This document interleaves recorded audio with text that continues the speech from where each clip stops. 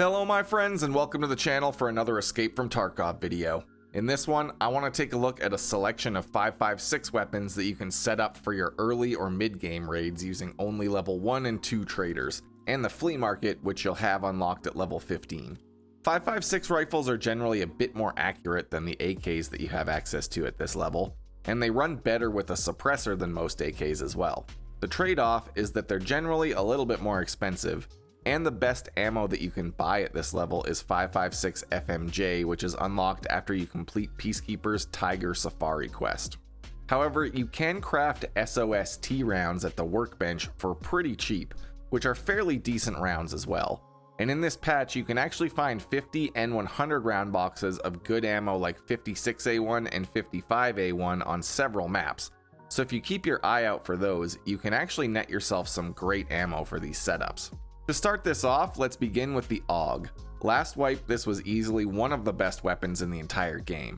It has received some mild recoil nerfs, but even with that, it's still a great rifle. The big change in this wipe is that the scope mounts for the AUG have been pushed up to Peacekeeper level 3, but you can still get a red dot sight onto the AUG A3 in kind of a cheeky way. For this build, I'm sticking with the AUG A3 version, which is on the flea market for about 60,000 rubles. This version of the AUG has a side rail for a tactical device on it, and it comes with a top rail on the fixed carry handle sight for a red dot. I like to put a delta point reflex sight up on this top rail, and then you have a normal red dot sight that you can use for most of your shots, and you can swap down to the 1.5 times AUG scope if you need it. It's not perfect, but it works, and you can ignore the 1.5 times if you don't like it. For the rest of this build, I just add on the X400 flashlight for a tactical device, and then for the suppressor, you do have a few options. However, I would say that the cheapest and simplest option for this thing is to just use the AUG T4 Ranger suppressor, which just slides right onto the default flash hider. You can get this suppressor on the market for around 25 to 30k rubles, so it's generally the cheapest and simplest way to get a suppressor onto this thing. And with that, the build is done. Keep an eye out on the market for AUG A3 rifles with low profile sight mounts from the raiders as well to make the build even better. Next up, let's have a look at the G36C, which is one of my favorite rifles to start running after I get Peacekeeper level 2. Since it's easy to mod, relatively affordable, and it has pretty decent stats overall. You can straight up buy the G36C from Peacekeeper level 2 for about $480. And it comes with a sight mount and a lower rail to attach a foregrip. The first thing I always add onto the G36 is the KAC QDC flash hider and the NT4 suppressor for a very nice recoil reduction that only costs about 35,000 rubles total. Next I add on a G36 side rail and then the X400 flashlight and a foregrip. On this build, I was trying out the new Tango Down foregrip from Skier, which I think just really fits the look of this build for some reason. The last piece on this is a sight. The G36 top rail can take pretty much anything, but this build is kind of best for close to medium range, so I just like to run it with a delta point or some other red dot sight.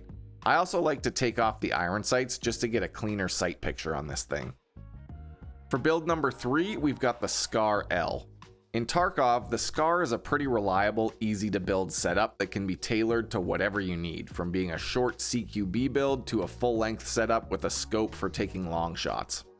I like the Scar because it has a very stable flea market price, especially the FDE version, which is sometimes less than 40k. Then with just a few simple mods, it can be up and running for surprisingly cheap. First up for this build is the suppressor, using the KAC QDC flash hider and the NT4 suppressor for that affordable recoil reduction. Next, I like to add on the SRX Scar rail, just because it's a really cheap ergonomics bonus and it gives you some extra rails. After this, I add on a Zenit RK4 grip and then the X400 flashlight. Finally, you just need an optic. If you have a magnified scope in your stash, this is a pretty solid build for it. But on this one, I'm just using the Lepers UTG red dot sight as a budget pick. This build should work on any version of the Scar L that you find. And as a quick tip, if you have a Scar with low durability, once you hit mechanic level 2, you can buy a brand new Scar receiver for about 18,000 rubles and just swap all the parts to it and get back to 100 durability.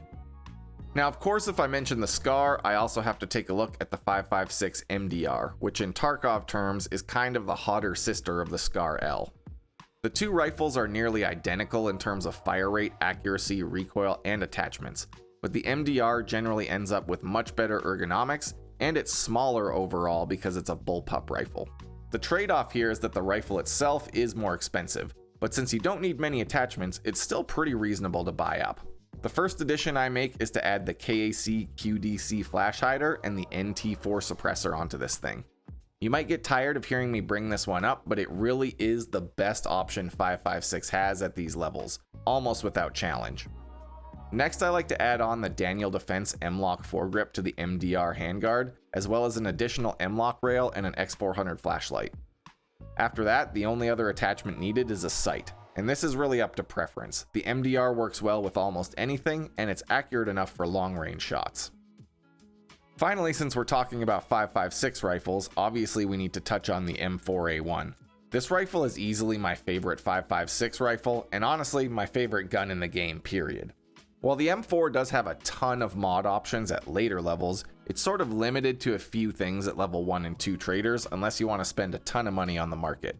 First up, I swap out the gas block for the MK12 low profile gas block at Peacekeeper level 2, and I swap out the buffer tube for the RTM ATP buffer tube to get some extra base stats. Next, I add on the KAC QDC flash hider and the NT4 suppressor, just like pretty much every other 5.56 build. For the handguard, I tend to stick with the KAC RIS handguard, which you can get from Peacekeeper at level 1. It's not amazing, but it's cheap and it has rails. Then I add on an RK4 grip and an X400 flashlight. For the stock, you want to stick with the Chris DS150 stock at lower levels. It just has a great combination of a cheap price and good stats. It's pretty hard to beat.